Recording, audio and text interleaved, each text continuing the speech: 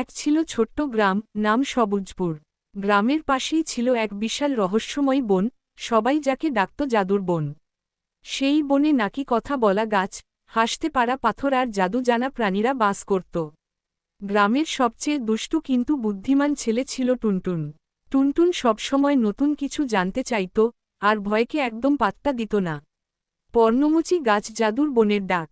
একদিন সন্ধ্যায় টুনটুন শুনল, টুনটুন, টুনটুন, সাহায্য করো। সে চমকে উঠল, আওয়াজ আসছিল জাদুর বন থেকে। সবাই তাকে মানা করল, ওখানে যাস না, বনটা ভীষণ ভয়ঙ্কর। কিন্তু টুনটুন বলল, যেখানে বিপদ, সেখানেই তো সাহস দরকার। শেয়াল বন্ধু শিয়াল বুদ্ধু। বনের ভেতরে ঢুকতেই দেখা হলো এক লাল শিয়ালের সঙ্গে। শিয়াল বলল, আমি বুদ্ধু, এই বনের সবচেয়ে চালাক শিয়াল।